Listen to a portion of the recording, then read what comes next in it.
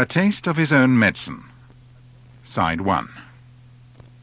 Dr. McClue's introduction. Good evening, everybody. I'd like to introduce myself.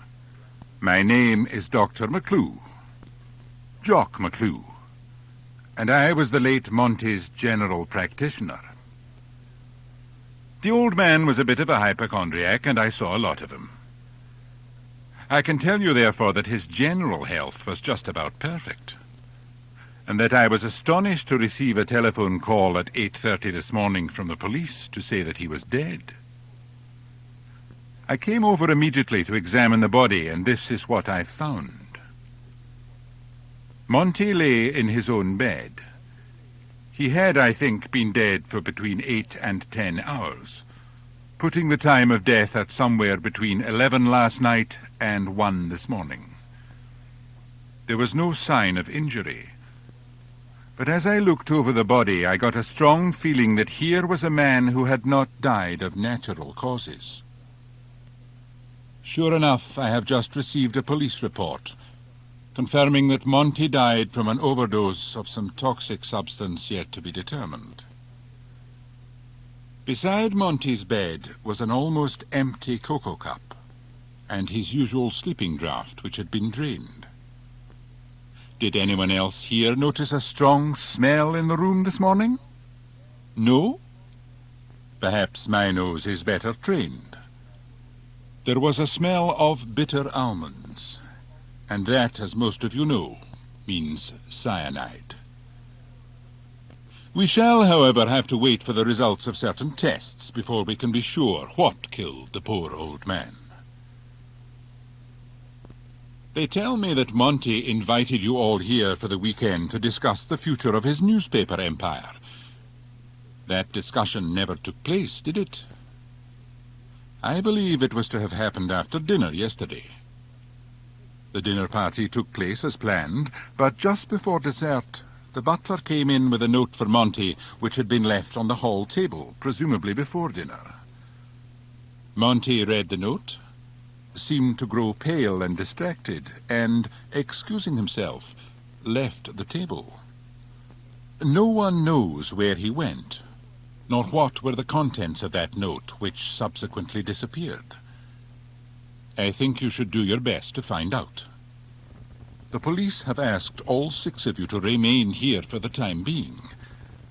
I regret to say that they are of the opinion that one of you is a murderer. So while you're here and eating dinner in Monty's house for the first time without Monty, why not see if you can beat the police to it and find the murderer yourselves? Stop the tape until the completion of round 1. Then restart.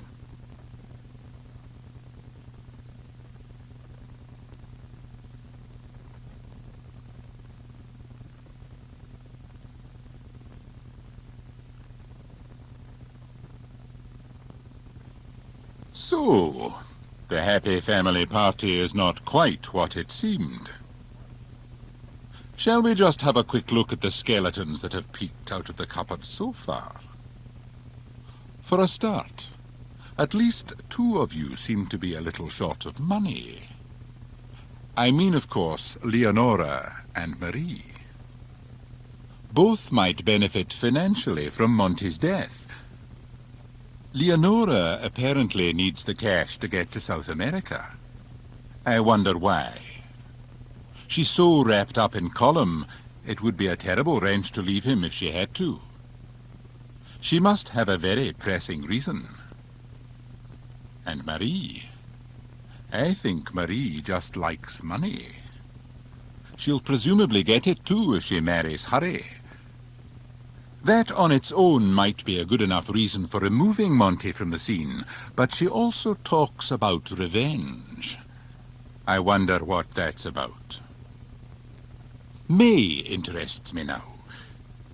She came back to Headline Hall from an obviously questionable past in Paris and must have pretty ambivalent feelings about her brother-in-law, considering his ill treatment of her sister. On top of this, it sounds as if he wouldn't have tolerated her affair with Luke.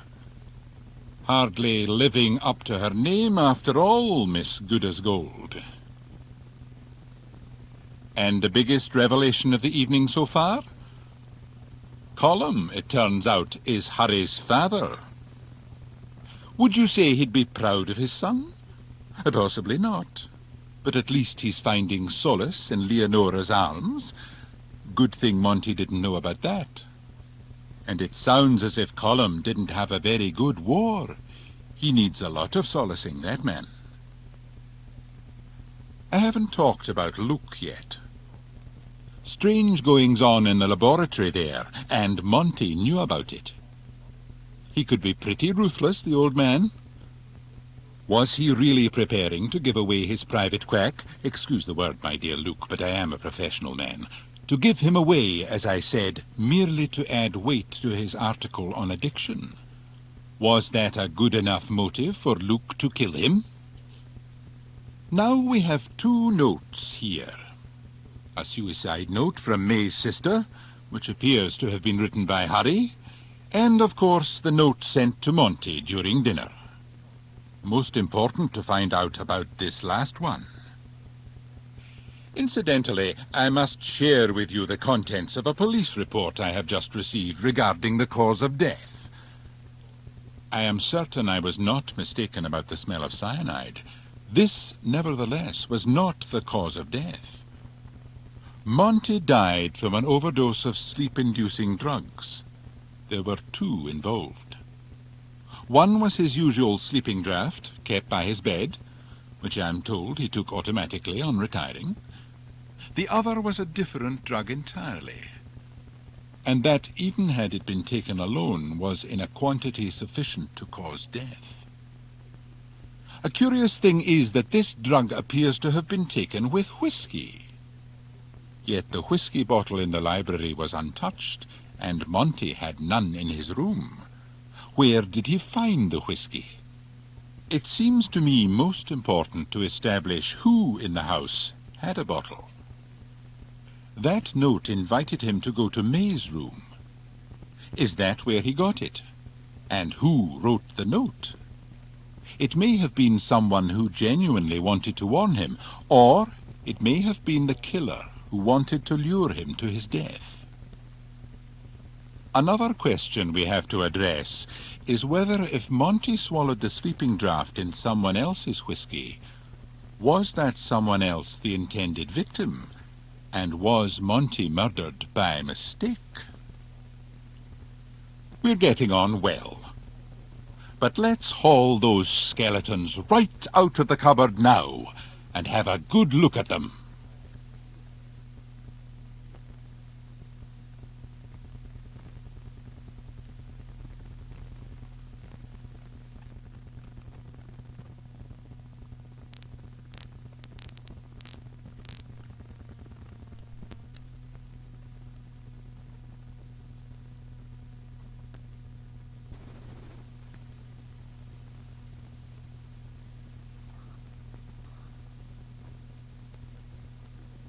A taste of his own medicine. Side 2. Start this tape at the end of round 2. Oh dear. I hope you're all beginning to feel rather ashamed of yourselves. I've seen a bit of life, I can tell you, but I'm shocked by some of the things I've heard here tonight. So, Harry killed his own mother, or his adopted mother at any rate, and May knew about it. She took a bit of a risk telling him she was going to give her evidence to the police. Is the truth of the matter that Harry tried to kill May? Or was it Leonora? She seems to have been afraid of May too for some reason. I wonder why. That's if May was the intended victim. I must say that seems likely to me because the sleeping pills were presumably in the whiskey in her room. Could anyone have foreseen that Monty would drink that whiskey? Luke might have done, since he invited him to go there. May could conceivably have found Monty in her apartment and plied him with the whiskey then. Both Luke and May had reasons for wanting Monty out of the way. May wanted to avenge his ill treatment of Gonaglory. She says she was fond of the old man, but I don't know. She doesn't strike me as the fond type. And besides, she was obviously afraid that Monty would cut off her allowance and throw her out of the flat if he found out about her criminal history. And that was a discovery that seemed to be imminent. Perhaps she wanted him dead before he could change the arrangements. Luke was afraid of his sordid sideline being exposed by Monty. We've heard Luke was in the Resistance. He was a killer already. One more victim might not have made much difference. After all, he did send that note. Colum? Well, he bitterly resented the way Monty had brought up his son. He's clearly rather unstable since the war. Did he just somehow see the opportunity to kill Monty and take his chance? Marie now. She admits she meant to kill Monty. She took him the poisoned cocoa, and it was only the fact that he was already dying that saved her from this particular murder charge. She took away the cup with the poisoned cocoa later, and left a cup of dregs to give the impression that she had brought him an innocent drink. But the smell of cyanide lingers, and it's hard to deceive a trained nose like mine. So presumably she wasn't responsible for the sleeping pills in the whiskey. Or was she? Was it a double bluff? Poor Marie was certainly possessed by the need to avenge her mother's suffering, and of course, if she hoped to marry Harry, well, with Monty dead, he'd be rich, wouldn't he? Monty must have drunk the whiskey in May's apartment. Was he alone? Presumably he began to feel the effects of the drug and went off to bed. Who put the sleeping tablets in that bottle, and when? I have a feeling we're closing in on the murderer. The police are all over the house right now. Maybe by the end of dinner we can hand over the guilty party. Stop the tape until the completion of the last round.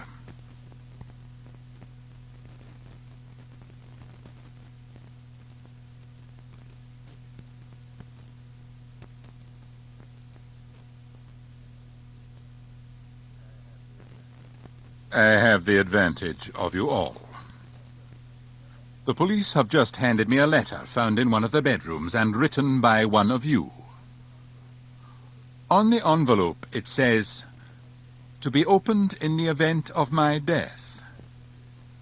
I'm sorry to say that the police have anticipated this and opened it now. It is, I regret, from Colum Inches, and is addressed to his son, Harry. Let me read it to you now. Dear Harry, by the time you read this, I will, I hope, have had the courage to kill myself. I failed in this intention once before, and the memory of this shame has nearly driven me mad. When I overheard May Goodasgold talking to you one day, accusing you of murdering Gonaglory and threatening to expose you, I was determined to kill her. On top of my own shame, I couldn't bear my son, yes, you are my son, to be held up to the world as a murderer. My plan is to kill her and then myself. I will wait only until I am sure she is dead. Say goodbye to Leonora for me. Your father, Colum Inches. So, it was Colum who tried to save his son's shame. Colum who was already overwhelmed by his own shame. A sorry tale indeed, and thank the Lord that all your iniquities have now come to light. Let's hope no further harm can come of them to anyone else. The law must now take its course. But me? I've had enough wickedness for one night. I'm going to bed, and I'll leave you to enjoy your port and cigars in peace. That is, until you hear the knock of the Chief Inspector. Perhaps we'll meet again. Then I might tell you the curious story of the death of Francesca Ann Baldini. But that will have to wait. For now, good night and sweet dreams.